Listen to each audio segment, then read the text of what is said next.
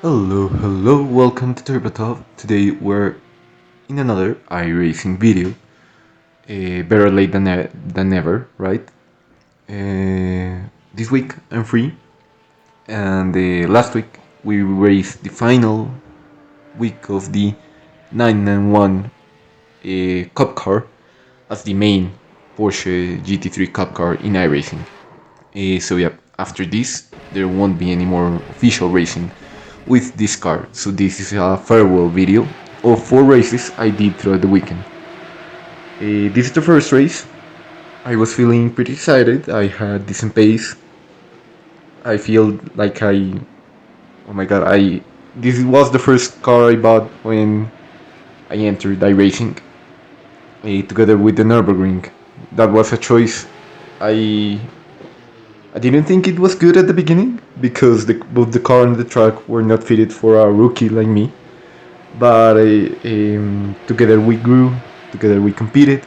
I won in this car many times and at this track. So yeah, I was feeling some nostalgia. A pretty clean start for the first race.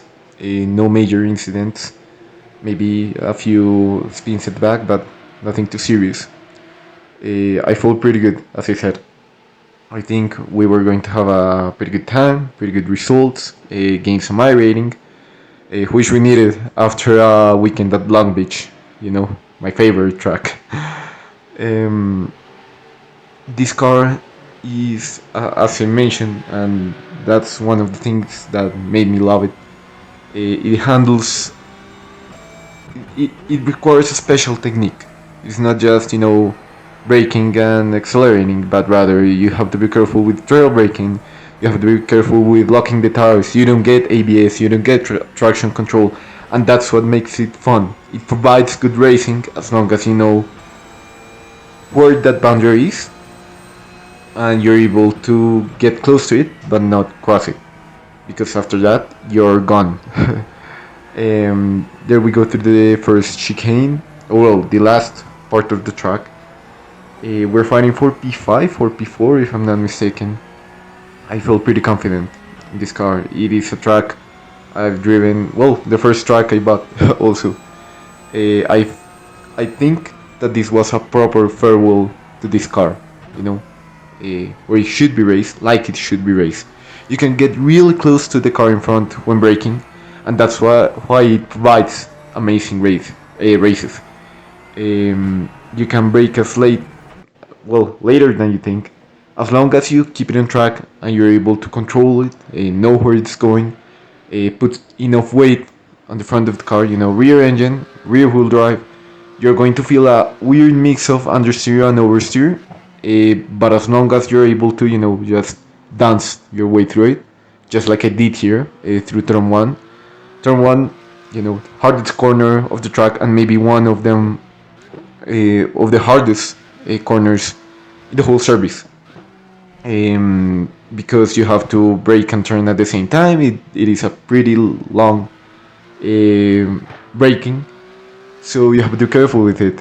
You can take the car off track if you want. It's not advisable. You don't want to turn it into a lawnmower, but if you want, you can do it. But it's not just about the braking. You also have to be careful with the throttle, just like this guy over here with the black Porsche. We're able to gain a position from that. We're aiming for a top 5, and we got it. We got it because many people were struggling through turn 1, as you'll see here, that little hairpin. And I'm able to get close to the car in front, put myself right right on the back of that rear bumper, make them feel afraid. And that's good because you are trying to lead them to a mistake. Possibly a mistake that allows you to win a position, but doesn't, ruin the race at all. I feel like even though with the last update of this car, you have to be really careful with the brakes. You're not able to be consistent anymore, or well, not as easily as you could do it before. I was braking very late, and I was getting a good turning, which of course was to my advantage at a track where you have these long corners, high-speed corners, where you have to be really careful with both your throttle and your gas. This was a move I did in the second to last lap of the race. Well, that was like the part before the move. Here you'll see it. He's trying to break the toe down the main straight. You try to wiggle a bit, so the car behind doesn't get that draft. That of course increases its performance. Here I try to go to the inside. It's not possible, but then he's not able to gauge that exit good enough, so I'm able to go through because he spins. I didn't touch him, amazingly. From this perspective, it may look like I give him a little tap and that causes the loss of control, but that's not true. There wasn't any contact at all. So I felt pretty proud of it. Not because of his mistake, because I've also made my fair share of mistake, but rather because I was able to put enough pressure into him and get that position, which was P4, if I'm not mistaken. First race, P4, good result. Here's the start of the second race. This was, well, I was starting a bit further down the back. I believe P12 maybe, out of a 20 car field. Participation wasn't as good as I expected. I expected more cars to be on the grid, but nevertheless, amazing races. Here they touch going through the Mercedes arena. I tried to go to the inside, but we make contact.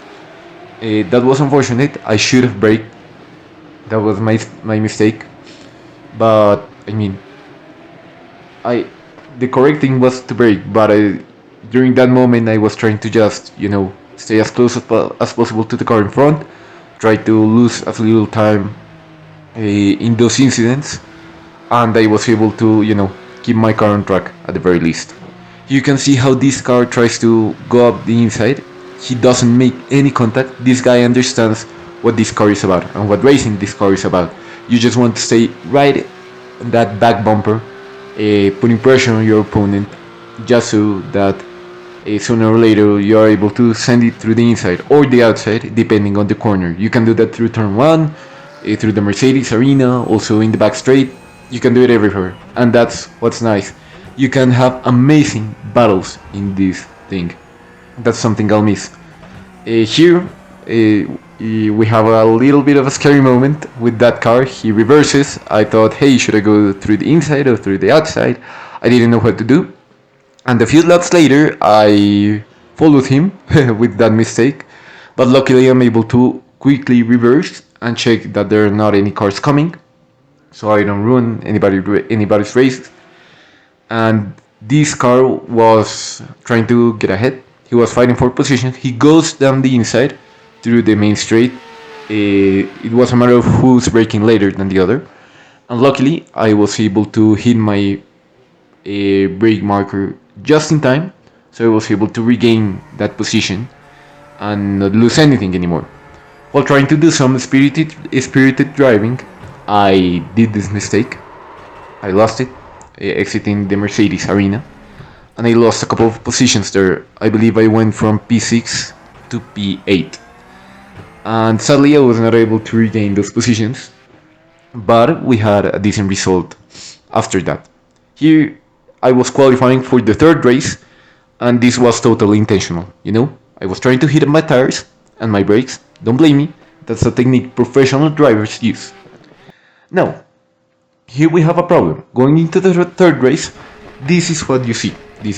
Alright, we're starting P5, pretty good. There are a couple of cars that got a mad start right behind us. They're able to, pass everyone. I don't know how they do it. They probably have these Fanatec rims that have the double clutch, and they're able to get a better standing start. It is what it is.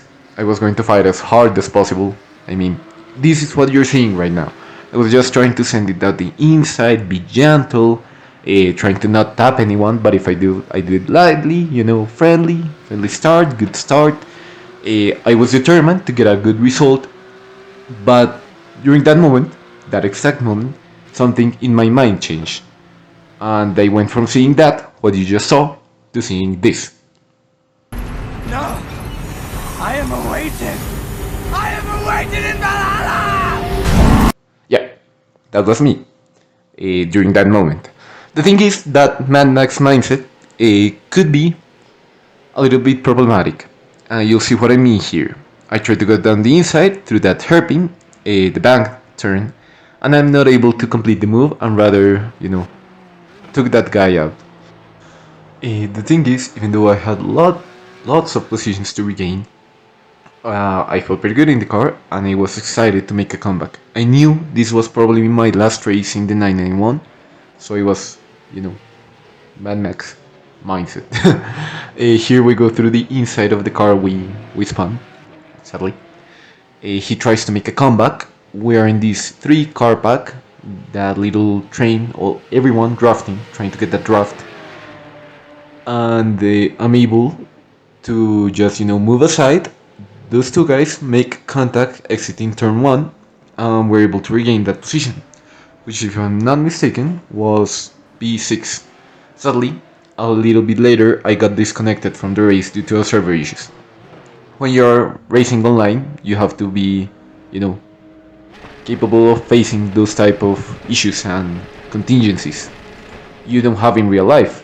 But I mean, that's something you have to face every time you race online.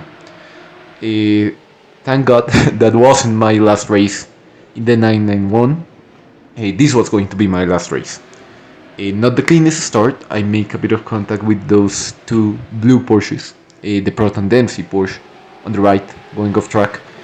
But I mean, it was a decent start, and we only lost one position, which, I mean, we were fighting for P2. I knew I had lots of pace. I was feeling pretty good, and everyone was trying to go for the kill. Everyone was trying to get ahead of each other, and these guys make contact that orange and red 911 dies, and five of us are in a position where we can confidently attack each other and go for that P2. P2, the last race of them all. This was the top split, as participation wasn't great, but I mean, it was the top split. And we were all fighting for that position, giving our everything. And everyone was in Mad Max, going to Valhalla attitude. And this guy taps me, I spin, and I lose all of those places there. I was feeling a bit frustrated, but there was only one way, and that way was, to go through the grid, try to gain that positions as fast as possible, as efficiently as possible. I knew most of the cars in front were slower than me, and I had enough pace, enough technique to just make the right moves without losing too much time, which was what I wanted to get back into that podium. Here we go through the inside after, overtaking those two Porsches in one lap.